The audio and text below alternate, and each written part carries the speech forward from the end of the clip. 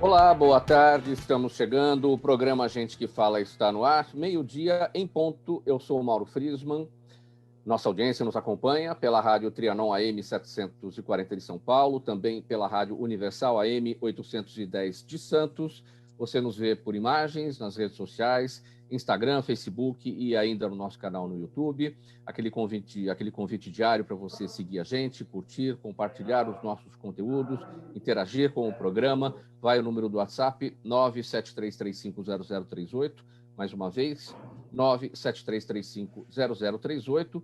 E não se esqueça, marque sempre a hashtag Programa Gente que Fala durante as suas interações nas redes sociais. Programa de hoje, como sempre, às terças-feiras, dedicado aos assuntos relacionados à área da comunicação, sempre com o apoio do Instituto Orbis de Pesquisa. Vamos escalar o nosso time, montar aqui a nossa bancada para essa conversa de hoje. Deputado estadual Bruno Ganem, do Podemos, deputado de Indaiatuba, conversando com a gente de Indaiatuba. Tudo bem, deputado Bruno? Tudo jóia, graças a Deus. É um prazer estar aqui.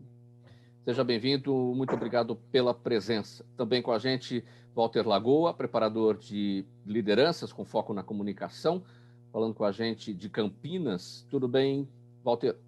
Tudo bom, Mauro? Boa tarde a todos aí. Um prazer estar aqui novamente. Seja bem-vindo. Também conosco Roberto Zaidan, jornalista. Ele é o diretor da TV Cultura Litoral, com a gente direto de Santos. Tudo bem, Zaidan? Seja bem-vindo. Tudo bem, Mauro. Obrigado pelo convite. Estamos aí para ajudar na entrevista. E também aqui com a gente, fechando o nosso time, a nossa bancada, o publicitário Fernando Caldeira, especialista em marketing político e posicionamento de marca. O Fabiano também está em Santos, litoral paulista. Seja bem-vindo, Fabiano. Obrigado, Mauro. Prazer estar aqui mais uma vez. Um abraço a todos e a todos os nossos internautas. 12:02, vamos aqui ao nosso primeiro tema. O deputado Bruno Ganem, que está aqui com a gente, se reuniu na terça-feira da semana passada em ambiente virtual com a Janssen, representante da Johnson & Johnson no Brasil, para tratar sobre a vacina contra a Covid-19. A Janssen espera conseguir fazer uma distribuição da vacina diretamente ao Ministério da Saúde, especialmente após o médico Marcelo Queiroga assumir o comando da pasta com o discurso de vacinação em massa. Mas caso isso não aconteça rapidamente, há a possibilidade de que a venda possa acontecer diretamente aos estados e municípios. Deputado Bruno Ganem, muito bem, essa conversa com a Janssen que o senhor teve foi na semana passada, na terça-feira. A novidade aqui, desde ontem, né, é a chegada do médico cardiologista Marcelo Queiroga, que aceitou o cargo de ministro da Saúde. Qual é a sua expectativa a partir de agora? Era uma semana passada, a partir de agora é outra, com relação às vacinas da Janssen? A minha internet deu um probleminha aqui, acho que agora está normal, né? Sim, vocês estão conseguindo me ouvir? Bom, vamos lá. Bom, em relação à vacina da Janssen, a gente teve uma conversa com pessoas aí da empresa, diretores, e tivemos aí o seguinte encaminhamento. Como o senhor disse, as prefeituras elas poderão adquirir diretamente da Janssen caso o Ministério da Saúde, de alguma forma, não adquira. A Janssen tem uma vacina que pode ser considerada aí a melhor do mundo. Por quê? Porque com uma única dose tem 100% de eficácia em relação a internações, em relação a óbitos, com uma única dose. E o que a gente identificou, né, conversando com eles? A vacina ela foi feita, é da Johnson & Johnson, né? A Janssen é um braço da Johnson & Johnson, e a Janssen se propôs a fazer essa vacina como algo que não visa lucro para a empresa. Ou seja, com isso, eles puderam gastar mais no desenvolvimento, o que fez com que a qualidade técnica melhorasse, e ao mesmo tempo o preço fosse reduzido. Eles colocaram um valor limite em todo mundo de $10, é o máximo que se cobra pelo tratamento todo, por uma vacina, porque é de dose única. E o que acontece? Até por não ter uma finalidade, a empresa não tem como finalidade o lucro, sim, ela quer realmente marcar a história, ela quer entrar para a história como uma grande parceira do planeta nesse momento tão difícil, ela que, claro, visa lucro em tantas outras atividades, como toda empresa, mas nesse caso ela quer realmente marcar a história dessa maneira, e por esse motivo eles têm como meta viabilizar as vacinas aí para todos os continentes, todos os principais países do mundo, e eles têm um cronograma que não me foi divulgado, mas eles têm um cronograma do envio de vacinas aqui pro Brasil. E esse cronograma, ele poderá ser cumprido totalmente através do Ministério da Saúde, se o Ministério comprar as vacinas da forma com que eles imaginam, mas se o Ministério da Saúde não tiver interesse em comprar da forma que eles gostariam, ou mesmo se o Ministério da Saúde atrasar aí as tratativas, eles vão sim vender direto para os municípios, direto para os estados. E aí a gente tem feito a ponte com prefeitos, para que esses prefeitos demonstrem interesse em adquirir essas vacinas, e dessa forma a gente consegue ter aí esses prefeitos com uma prioridade caso o cronograma junto ao Ministério da Saúde tenha qualquer tipo de atraso. Eu tenho recebido aí ofícios de vários prefeitos, estamos encaminhando para a Janssen, e é um ofício bastante simples, onde o prefeito demonstra aí interesse e a quantidade de doses. Deputado Bruno Ganem, esse momento coincide justamente com a troca do ministro da Saúde, a gente precisa repercutir. A sua expectativa em relação a essa mudança? O novo ministro, o Queiroga, ele precisa de autonomia, coisa que os 3 anteriores, Mandetta, o Taishi e o Pazuello, não tiveram. A sua expectativa? Bom, a expectativa é positiva no sentido de que eu entendo que o grande caminho para a gente vencer esse triste desafio, né, que é a questão do Covid, é a vacina. Eu não tenho dúvida disso, ninguém tem dúvida disso, e o novo ministro, o que tudo indica, também não tem dúvida. Eu acho que acelerar a vacinação é o caminho é o caminho de consenso, eu acho que é onde a sociedade tem que colocar toda a energia. E ele tem se posicionado nesse sentido, então a expectativa é boa. Roberto Saidan, vamos fazer essa repercussão também aqui sobre a chegada do novo ministro. Como eu destaquei, ele precisa ter autonomia, coisa que o presidente Bolsonaro não deu a nenhum dos 3 anteriores. Sua expectativa? Tem que ver se é isso mesmo que o Bolsonaro quer, né? Se o Bolsonaro quer, de fato, resolver essa crise. Eu acho que uma das primeiras medidas, uma sinalização de que eles realmente estão engajados em resolver essa crise e não em fazer política, seria montar rapidamente um comitê de crise, que não foi montado até agora. Chamar ministros, chamar secretários estaduais de saúde, chamar representantes das prefeituras para um comitê nacional para combater essa crise. Não é possível que o país não tenha se articulado nesse sentido até agora, e seria uma excelente sinalização se o ministro recém-chegado conseguisse fazer isso. Já seria uma sinalização também do Bolsonaro, em termos de dar uma autonomia para o ministro poder combater, de fato, essa crise que está arrebentando com o país. Walter Lagoa, seu entendimento sobre esse tema?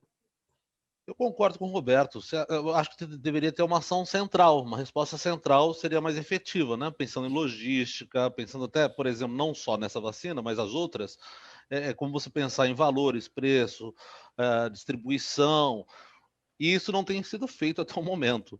Então, assim, a minha expectativa, eu acho que eu parei de criar expectativas, né? Eu estou aguardando aí. Eu acho que nós temos que ter uma ação efetiva. Então, assim, a área pública, como todos os governadores, os prefeitos, eles têm que começar realmente a se articular, pensando que até o momento o governo federal não foi muito efetivo nas suas ações, até agora. Quem sabe com essa mudança está sinalizando agora algo mais racional, algo mais... Parece que sentiram a gravidade do momento. É o que eu sinto. Vamos ver, né, se melhora. Fabiano Caldeira, seu olhar sobre esse tema?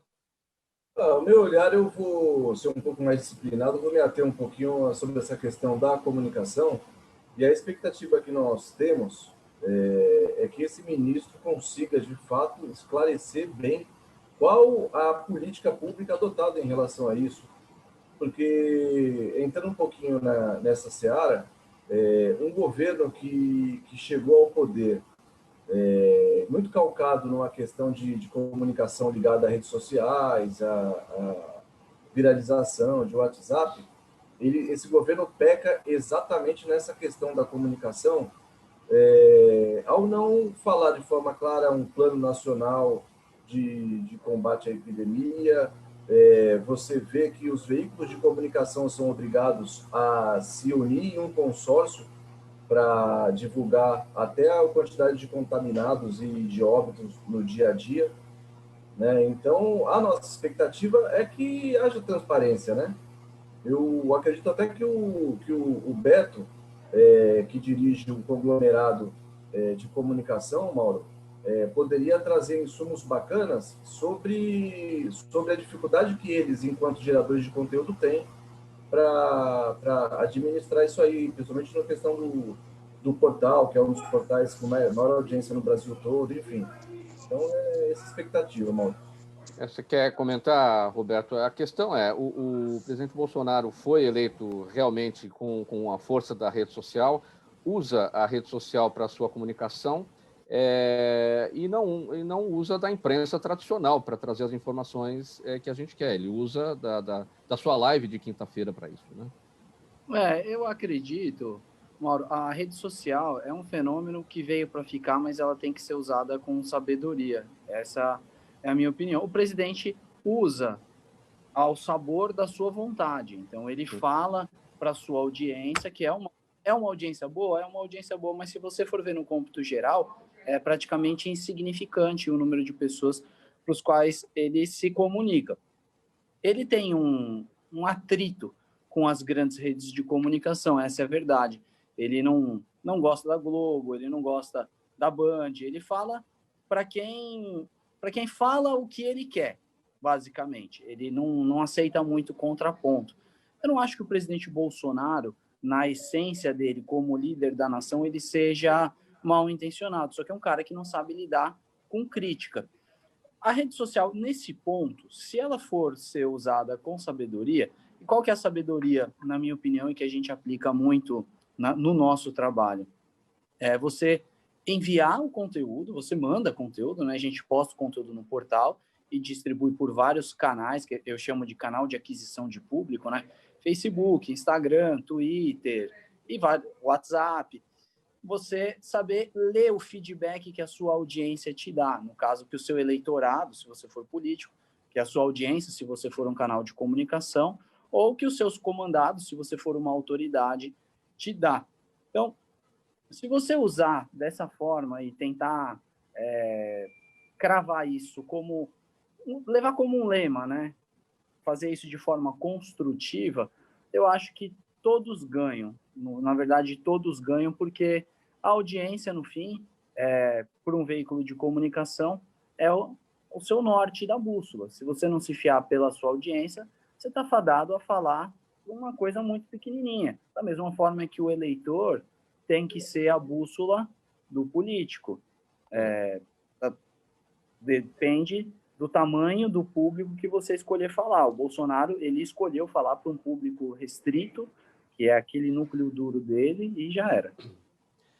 12h14, programa Gente que Fala pela Rádio Trianon, AM 740 São Paulo, Universal AM 810 Santos, edição de terça-feira, dedicado aos assuntos da área da comunicação, com o apoio do Instituto Orbis de Pesquisa. E na esteira desse tema aqui, da comunicação política, nós vamos falar sobre o seguinte agora. Olha, chamou a atenção do país inteiro, ontem, o bombardeio de notícias, inclusive falsas, sobre a médica Ludmila Rajat, que invadiu as redes sociais, esse bombardeio que invadiu as redes sociais nos últimos dias, nos últimos momentos, antes mesmo da médica se encontrar com o presidente Bolsonaro e recusar o comando do Ministério da Saúde pelo fato de ter um pensamento divergente do governo sobre os cuidados com a pandemia.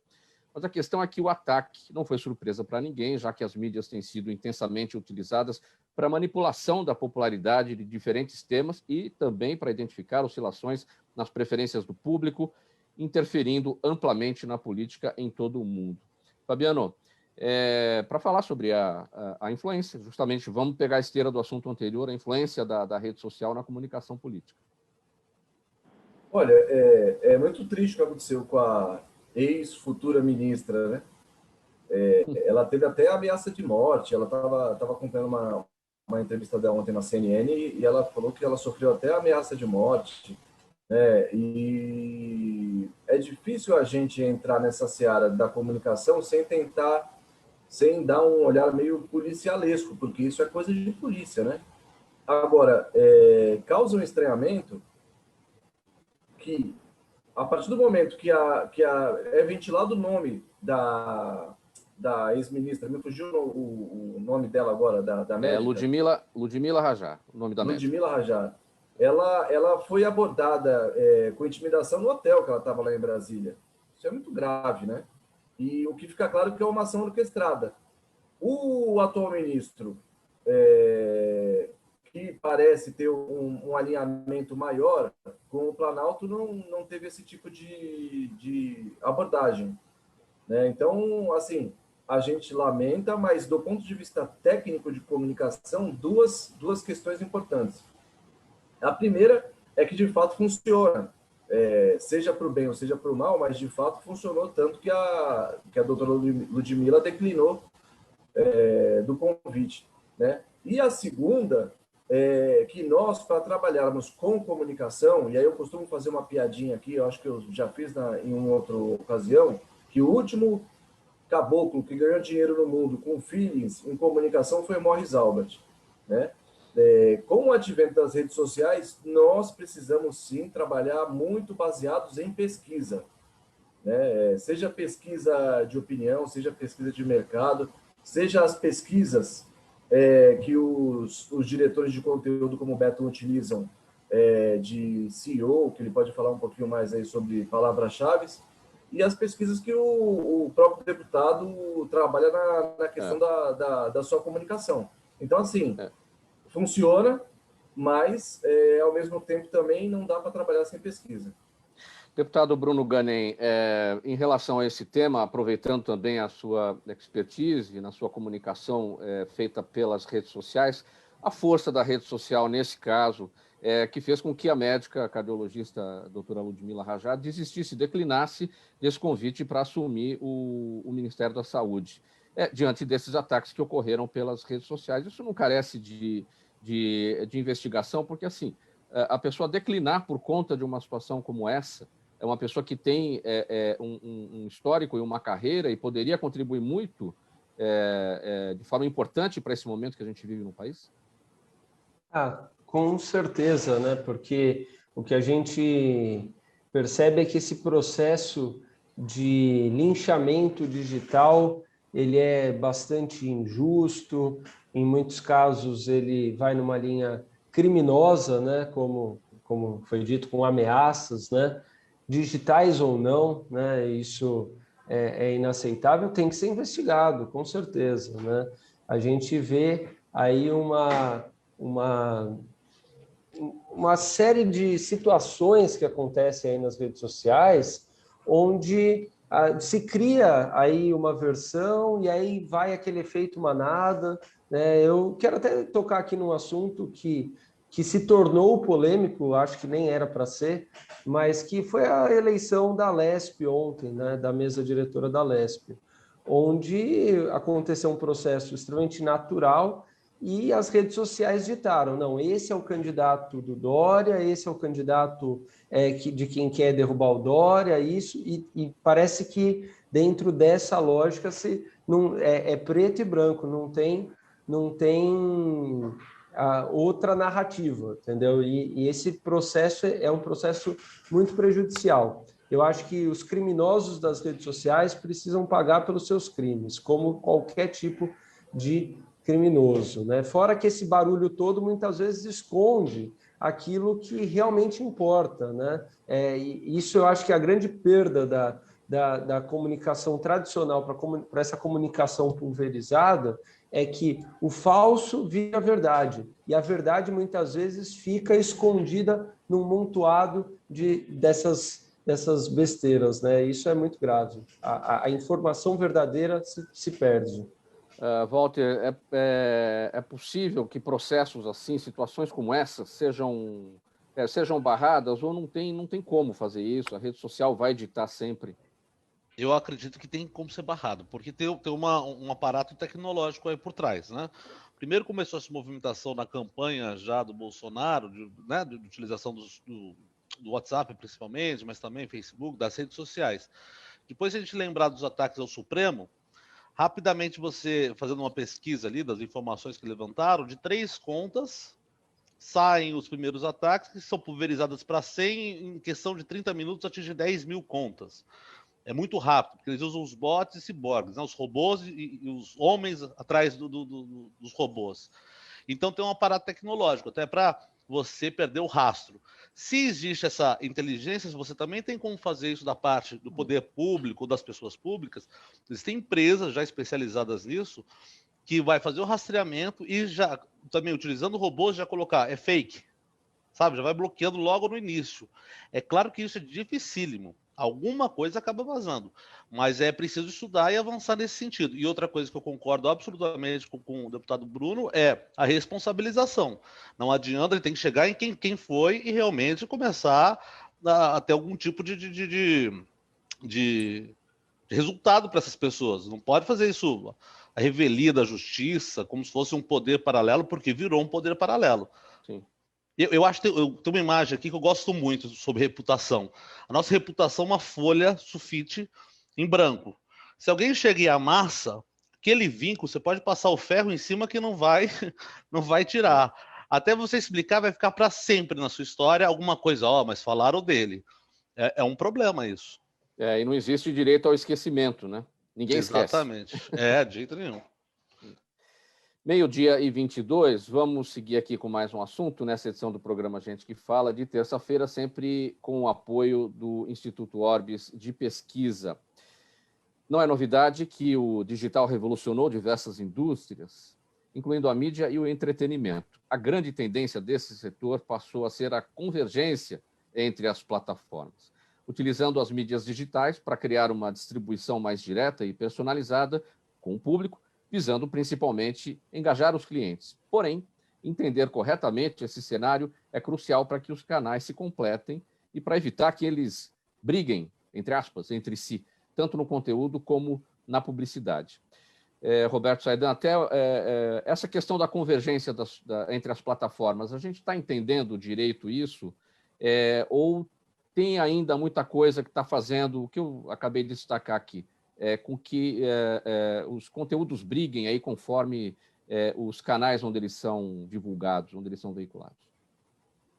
Olha, Mauro, eu não acho que eles briguem. Na verdade, se você quer dar certo nesse meio de comunicação hoje em dia, você tem que ter uma estratégia muito bem delineada. E é sempre uma estratégia sua própria, porque não existe uma receita de bolo hoje em dia para você fazer dar certo. Você viu, a gente assistiu esse processo, foi intensificado, principalmente com a pandemia, de grandes conglomerados de comunicação que murcharam e quase sumiram, e outros pequenos complexos de comunicação, aí eu posso falar com propriedade porque foi o nosso caso, que ganharam campo.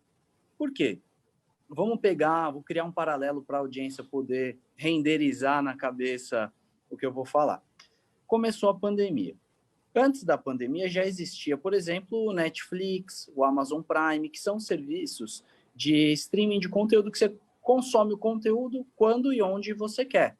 Você vê aquele filme, você assiste aquele documentário na hora em que você está disponível. O que acontecia antes com a comunicação? Antes, para as pessoas assistirem um jornal ou assistirem esse programa, elas tinham que ficar esperando ali, dar a hora, ligar a TV, ou já está com a TV ligada. E o comportamento do público mudou. O comportamento do público não é mais assim. Todo mundo tem uma rotina bem apertada, seja em casa, seja no trabalho, e ele vai consumir o que ele quer na hora que ele quer. Com a comunicação não foi diferente e esse processo foi intensificado com a pandemia. Quando eu falo de você ter uma estratégia sua, você tem que entender quem é o seu público. O que o seu público quer consumir de conteúdo. Hoje você não dita mais. Eu vou falar do que eu quero e eles vão ler se eles quiserem. Não funciona assim, você está fadado ao insucesso. E a tecnologia, o Google principalmente, o Google foi uma mãe para muitos portais e eu tenho que agradecer muito o Google, porque no começo da pandemia, A Google lançou um fundo de ajuda ao jornalismo e elegeu alguns portais. No estado de São Paulo elegeu 17 e nós, graças a Deus, estávamos no meio desses 17. Eles deram um treinamento e ferramentas caríssimas, nós ganhamos. Por que eu estou falando tudo isso? Hoje, por exemplo, a nossa estratégia que deu certo. A gente tem um portal, é um portal de notícias do litoral, então eu tenho que falar do litoral, para quem está aqui e para quem se interessa no litoral. E essas pessoas, seria muita pretensão minha acreditar que elas iam digitar www.costanorte, que é o nosso portal, .com.br. Não, elas não fazem isso. Elas recebem a notificação no WhatsApp, elas recebem a notificação no próprio Google, quando você está navegando, aquelas sugestões de notícias, ou pelo Facebook, ou pelo Instagram. Então, a gente multiplicou a nossa base de canais, e não só para distribuição de conteúdo, também para receber o feedback dessa audiência, se a gente está acertando no conteúdo, se é realmente isso que eles querem consumir. Porque a gente volta, no fim de tudo, a gente acaba voltando para a base do que a gente estudou, comunicação social. Se a gente não comunica para a sociedade de uma maneira inteligível ou de forma a satisfazer a necessidade dela por informação, a gente não está fazendo o que a gente estudou. Então, aqui a gente leva muito a sério essa base da comunicação social. E as plataformas, elas não brigam entre si, e muito menos os portais. Hoje, eu encaro de uma forma diferente essa questão da concorrência. Esse mesmo raciocínio, Roberto Saidan, vale para o podcast, porque as pessoas também estão agora dispostas ao consumo de áudios, né? No momento em que elas tiverem disponibilidade, no local onde elas estiverem, no momento daquela disponibilidade, e não mais.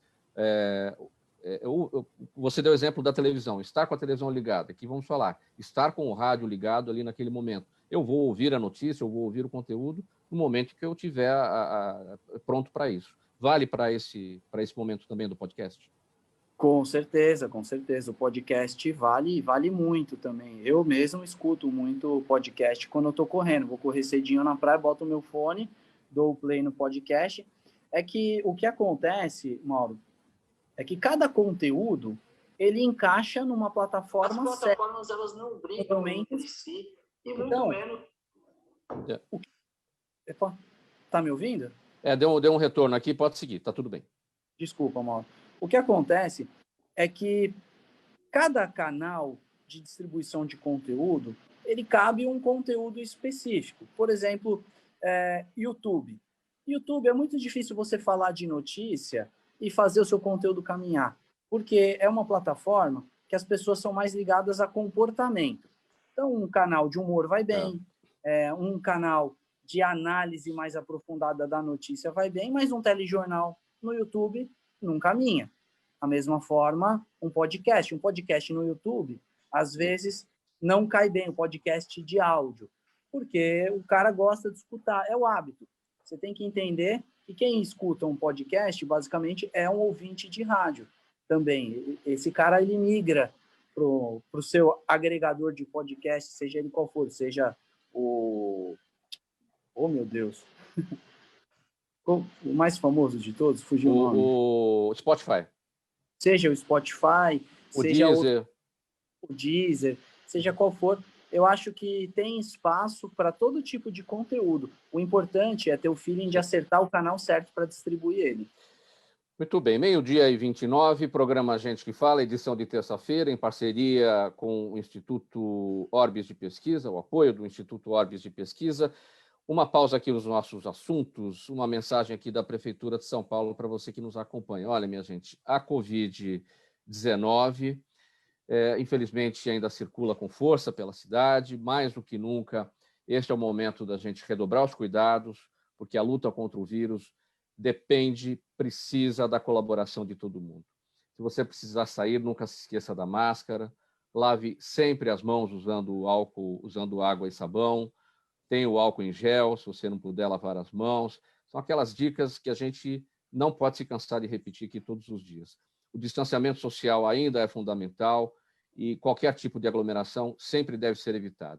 E se você puder, se trabalha de casa, então permaneça em casa, faça as suas atividades dentro da sua própria casa. A Prefeitura de São Paulo já está aplicando a vacina contra a Covid-19 em vários pontos aqui da capital. A vacinação começou pelos profissionais de saúde, os idosos é que estão recebendo as doses nesse momento. Enquanto não chega a sua vez, a melhor forma de evitar o contágio pelo coronavírus é justamente seguir esses protocolos de segurança que eu citei agorinha.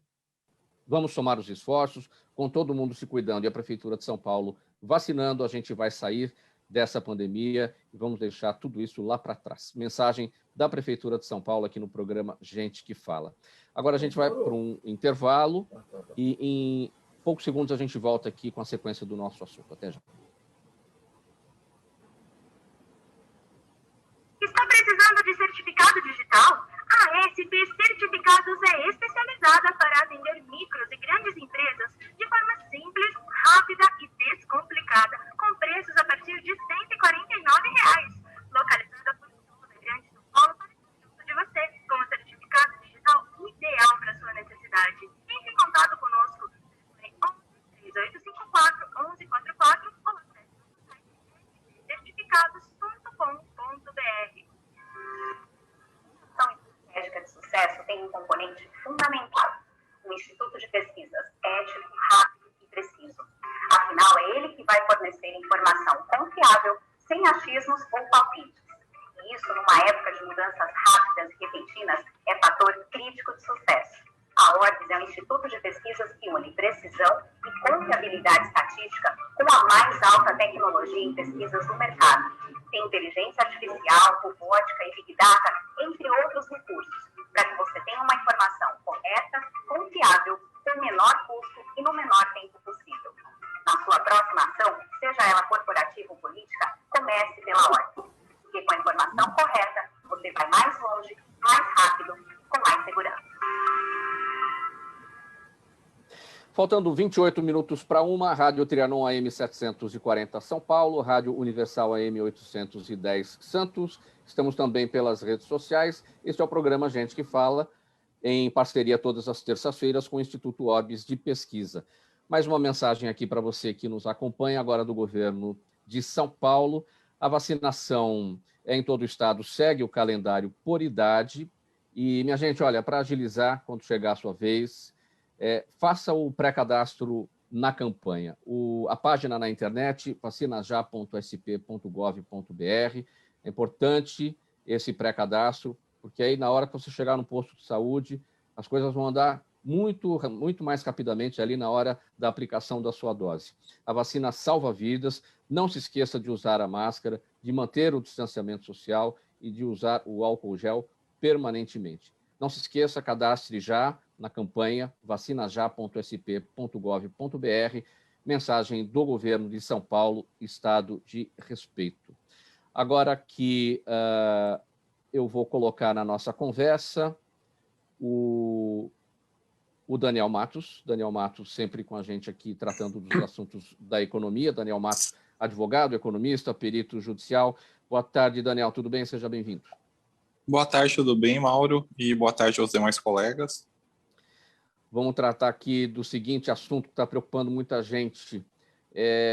Contratos de aluguel. O IGPM é o índice tradicional aí que rege, né, todos os reajustes. E o IGPM nos últimos 12 meses beirando aí os 30%. Qual é a saída na hora da negociação para ter um resultado melhor aí? 30% de aumento é dureza nesse momento de pandemia, hein? Então, 30% nesse período é dureza, como você mesmo mencionou. Em qualquer momento, né? Em qualquer momento, eu queria falar agora, em qualquer momento, mas a gente sofre essa pressão inflacionária, né? O IPCA com perspectiva já de tocar 4,80, né? Já saindo fora da banda. O que eu daria como sugestão para as partes, né, locadores e locatários que desejem rediscutir ou conversar sobre novas possibilidades de reajuste, porque é interesse do locador que o locatário continue no imóvel cumprindo os aluguéis, né? Entretanto, ele também tem direito de utilizar um índice de correção. Bom, dada essa relação, assim, o que vem ocorrendo é uma aproximação maior de locadores e locatários realizando alterações contratuais na medida de substituírem o IGPM pelo IPCA. Né? O IPCA você teria uma correção média dos últimos 12 meses de quase 5%, o que possibilita a não oneração do contrato para o locatário, dado o atual cenário de 30% quase, né? Então, na hora da negociação, o locatário sugerir para o locador que, em vez do IGPM de 30%, use o IPCA, que é a inflação, que também não está baixa, quase 5%, mas pelo menos... Isso até me desculpa, é que assim, a qualquer momento eles podem conversar e propor essa alteração do índice, né? Se isso for durante o contrato, eles realizam um aditivo contratual, os dois estando de acordo, faz a alteração, senão ele aproveita a janela de renovação. Sim. Agora, um assunto da semana passada é aquele assunto da Petrobras, das operações feitas com opções da Petrobras, uma suspeita de uso de informação privilegiada. A Comissão de Valores Mobiliários não viu irregularidades nessas operações feitas, naquelas opções da Petrobras? Isso a informação que eu tenho é que a CVM fez uma investigação e que parece que essa investigação ela não demonstrou qualquer indício de irregularidade, porque o insider trading, que é aquela pessoa que está dentro da instituição e que faz uso daquela informação privilegiada e se utiliza daquilo de realizar atos prévios na movimentação do mercado financeiro com o objetivo de obter lucratividade, parece que não foi enquadrado como isso, porque as opções, o que elas são? Elas são, na verdade, uma aposta futura de que a ação vai subir ou que a ação vai descer.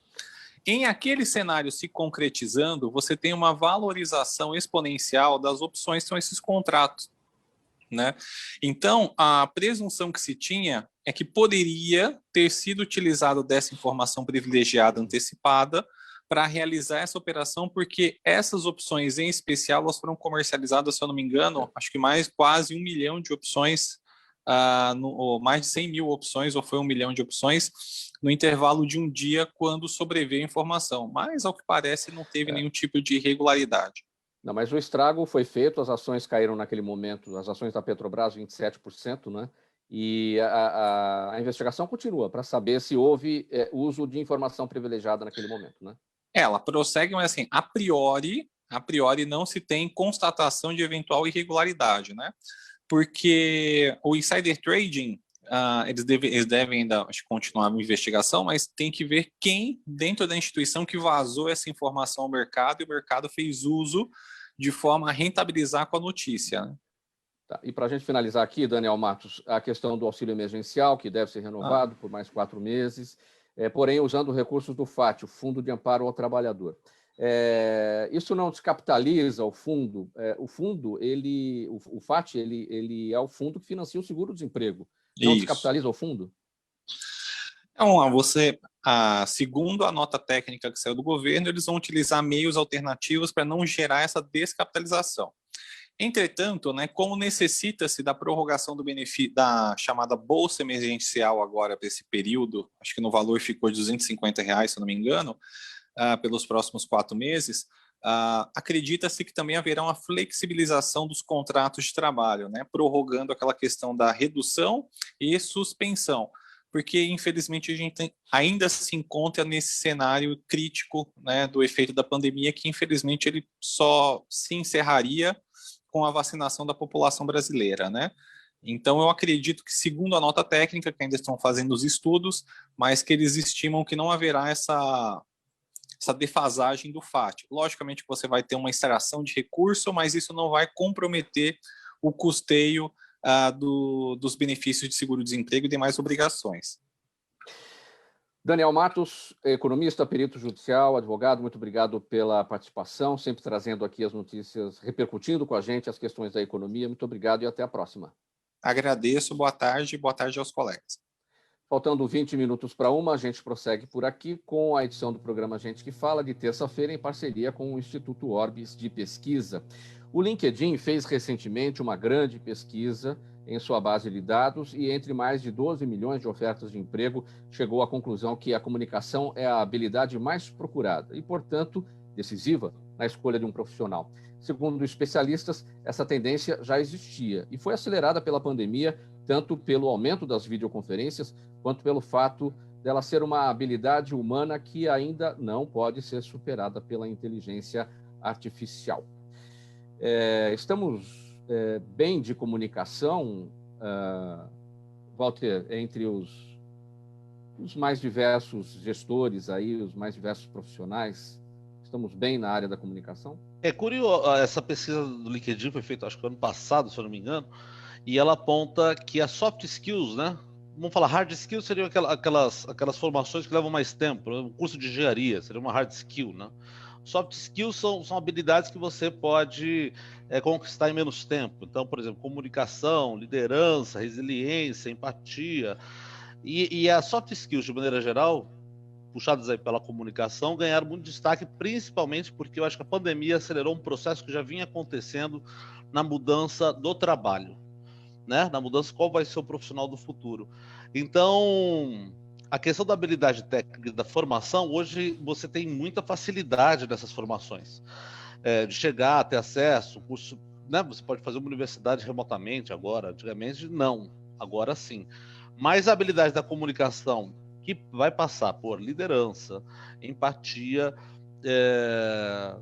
solução de problemas, colaboração, ela ficou muito importante agora nesse momento, acho que principalmente para gestores, líderes, né? E quando eu falo líder, ele tem que também parar com aquela ideia de líder é o chefe. Não é o líder, é o chefe. Uma pessoa em qualquer escala, ela pode ter uma postura de líder. Então, a comunicação realmente agora é essencial. E quando a gente pensa em comunicação, o topo da comunicação é a nossa expressão, é quando a gente fala.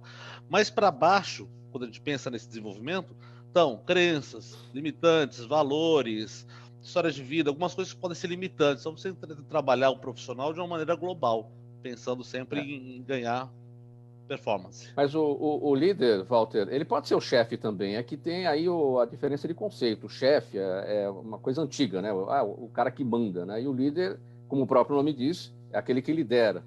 E ele pode ser um chefe líder, ele tem uma outra postura, diferente daquele chefe tradicional. Sim, mas é uma ideia hoje, por exemplo, de maior independência nas equipes, principalmente das grandes organizações, de você ter pessoas liderando projetos em vários níveis, né? Então, antigamente, você tinha uma questão que era mais vertical. Hoje em dia, existe uma tendência a horizontalizar essas responsabilidades. Uma equipe multifuncional, por exemplo. Pensando numa tendência do futuro, né, Mauro? Agora estou fazendo uma especulação, porque tem uma ideia, em 2030, 85% das profissões que vão existir em 2030 ainda não existem hoje. Então, existe uma revolução do mercado, de uma maneira geral, que se a gente for entrar aqui, a gente fica doido, viu? E se a inteligência artificial, em algum momento, vier a substituir essa habilidade humana da comunicação, será que isso pode acontecer? Olha, eu não afirmo que não possa acontecer. Se você parar para pensar, por exemplo, no médico, uma profissão clássica que fala que tem a relação médico-paciente. Hoje você já tem, se você pensar, o médico é um consultor, não é?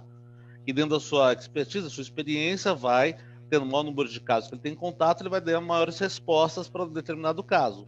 Hoje você tem, tanto na área do direito como na área da medicina, vamos dizer, na inteligência artificial, um banco de dados gigantesco que vai dar uma resposta para um paciente. Agora, vai ter uma interferência na relação do médico-paciente? Vamos pensando nas pesquisas, o que é o efeito placebo às vezes? Às vezes é a confiança no médico, às vezes é um bate-papo, é a conversa, a proximidade. Mesmo que hoje não presencialmente, às vezes essa troca, vendo o médico lá falando com você, olha, toma que vai melhorar, às vezes não é o remédio em si, e sim essa relação de troca. E isso, será que futuramente vai ser substituído? Talvez. A pergunta que fica de $1 milhão no ar, né? Mauro, diga. Eu gostaria de pegar o gancho aí do que o Beto falou da questão da convergência da mídia e fazer uma reflexão. Sim, Fabiano. A questão, você falou do LinkedIn aí também, né? A questão que eu vejo dessa pulverização da comunicação dentro do ambiente digital tem muito a ver com a mudança do estilo de vida das pessoas. Tá? Então, eu tenho uma filha de 6 anos hoje que pouco vê TV, ela fica vendo mais canal da Luluca, da Lele Linguiça, esse tipo de coisa. Então, a gente está partindo com um paradigma que eu gosto de chamar, eu falo muito com a Vanessa, minha esposa aqui, eu gosto de falar de tribos. Então, a comunicação está cada vez mais tribal, não no sentido tosco da palavra, mas no sentido de clusterização, para usar um termo técnico. E essa comunicação, quando você adiciona um importante elemento afetivo, que a gente chama de causa, isso aí é nitroglicerina pura.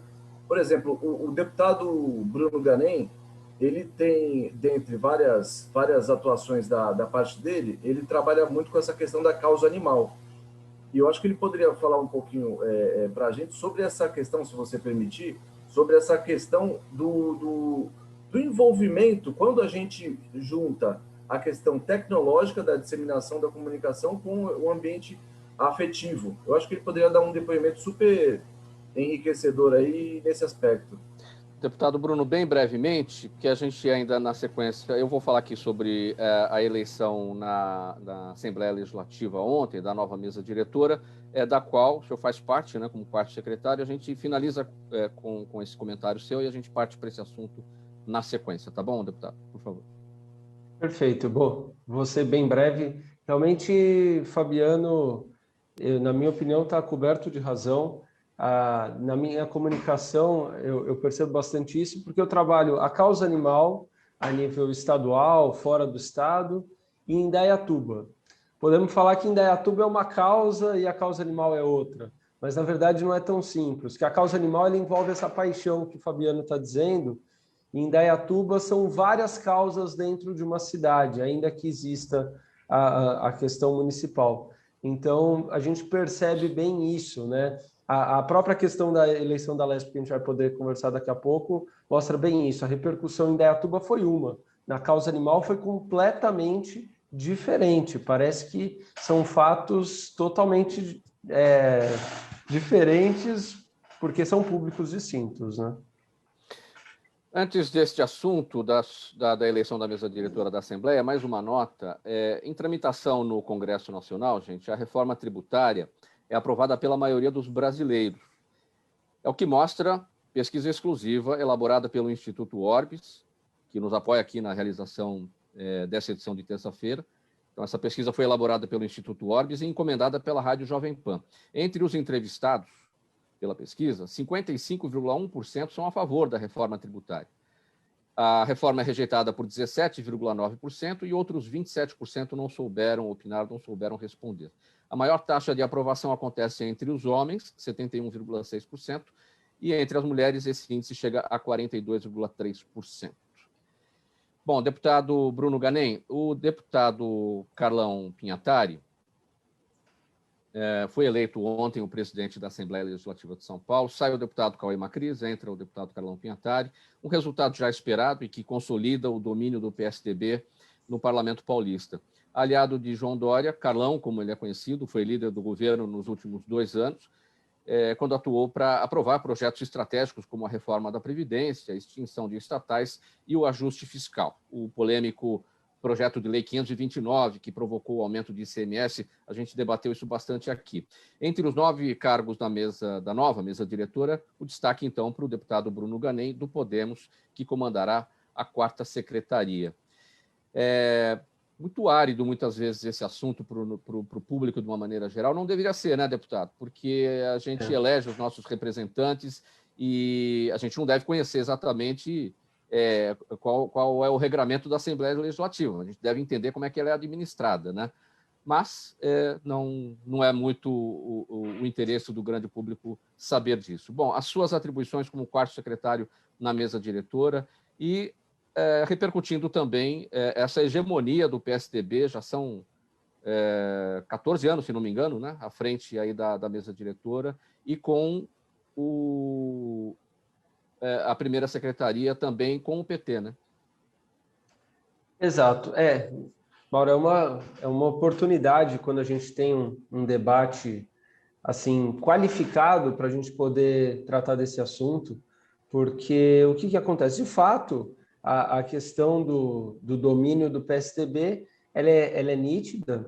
Agora, antes de entrar na questão prática do que faz o quarto secretário, daquilo que a gente pode colaborar, o que eu vejo é o seguinte: o regimento da Assembleia ele é muito claro em tratar da questão das proporcionalidades, né? Então, das bancadas. Então, eu acho extremamente natural, eu considero obrigatório que os opostos estejam representados na mesa diretora. Eu acho super natural que o PT, PSDB, o PSL também deveria, enfim, estar representado na mesa diretora, porque é isso que diz o regimento, né? E qualquer projeto de mesa tem que contemplar isso. Assim como, lógico que a grande dificuldade parte das forças, né? O governo ele já vem com uma força inicial porque ele já tem uma bancada, né, de pessoas extremamente fiéis, que até não é o meu caso, né? Eu não sou uma pessoa fiel ao governo, em que pese ter posições favoráveis, mas também votei contra diversas proposituras que eu entendi que não eram as mais razoáveis. Eu me considero independente. Agora, quem parte num desenho que busca a construção de um consenso, que busca unir os opostos, quem parte de uma base inicial maior, naturalmente tem uma vantagem competitiva. É isso que acontece, que eu acredito que pesa em relação ao governo. Com relação, mas eu acho necessário que os opostos estejam presentes na mesa. Com relação ao meu papel na quarta secretaria, ele é um papel bastante limitado, né, por conta também, mais uma vez, do regimento. Eu gosto bastante de me ater às leis, né, e o regimento ele coloca a quarta secretaria numa posição de suporte às secretarias, vamos dizer, mais executivas, que é a presidência, primeira e segunda secretaria. Esse é o coração da mesa diretora: presidência, primeira secretaria e segunda. As demais vêm dando o suporte, né? E é dessa forma que eu vou me comportar aí nos próximos anos. Uma outra questão, deputado Bruno Ganem. Bom, são 94 deputados. O deputado Carlão Pinhatari foi eleito presidente da Assembleia Legislativa pelos próximos 2 anos, né?